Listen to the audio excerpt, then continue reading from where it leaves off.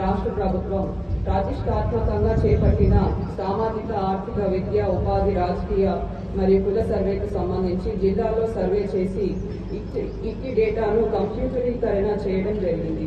ఇట్టి డేటా ప్రభుత్వం అమలు చేస్తున్న వివిధ పథకాలకు ఉపయోగపడుతుంది. శాంతి భద్రతలు సమాజంలో శాంతిని నెలకొల్పడంలో మరియు ప్రజల ధన మాన ప్రాణాలకు రక్షణ కల్పించడంలో పోలీసు శాఖ కీలక పాత్ర పోషిస్తున్నది. అనేక రకాల నేరాలను నియంత్రించడంలో పోలీసు శాఖ అప్రమత్తంగా ఉంటూ పౌరుల భద్రత మరియు శ్రేయస్సు కోసం అహర్నిశలు కృషి చేస్తున్నది.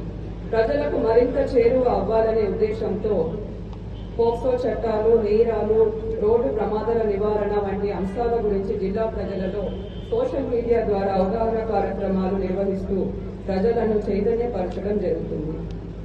జిల్లాలో మహిళల భద్రత దృష్ట్యా సబ్ డివిజన్ల వారీగా షీటింగ్ బృందాలను ఏర్పాటు చేయడం జరిగింది. భరోసా సెంటర్ను ఏర్పాటు చేయడం జరిగింది.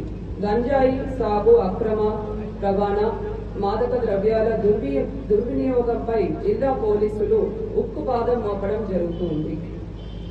ప్రభుత్వం అమలు చేస్తున్న వివిధ సంక్షేమ ఫలాలు అర్హులైన అందరికీ అందేలా జిల్లా సర్వతోముఖాభివృద్ధికి కృషి చేస్తున్న గౌరవ ముఖ్యమంత్రి వర్యులు శ్రీ యనమల రేవంత్ రెడ్డి గారికి, గౌరవ రాష్ట్ర ఉప ముఖ్యమంత్రి వర్యులు శ్రీ మల్లు భట్టి విక్రమార్క గారికి, గౌరవ జిల్లా ఇన్ఛార్జ్ మంత్రి వర్యులు శ్రీమతి కొండా సురేఖ గారికి, గౌరవ రాష్ట్ర ఆరోగ్య వైద్య కుటుంబ సంక్షేమం సైన్స్ అండ్ టెక్నాలజీ శాఖ మంత్రులు శ్రీ సి దామోదర్ రాజనరసింహ గారికి, గౌరవ పార్లమెంట్ సభ్యులకు మరియు గౌరవ శాసన మండలి సభ్యులకు, గౌరవ శాసన సభ్యులకు, టీజీఐఎస్సీ చైర్పర్సన్ శ్రీమతి టి నిర్మల జగ్గారెడ్డి గారికి, గౌరవ స్థానిక ప్రజాప్రతినిధులు, అధికారులకు, శాంతి భద్రతలు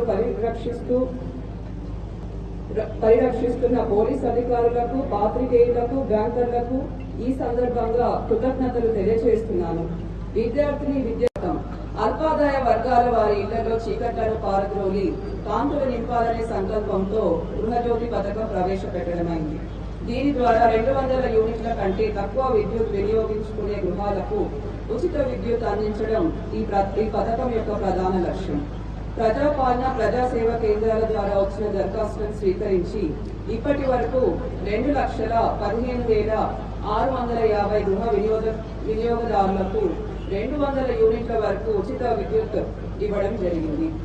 అందుకు గాను 64,59,00,000 రూపాయలు మొత్తం ఛార్జీలను డిస్కాంలకు ప్రభుత్వం చెల్లించడం జరిగింది.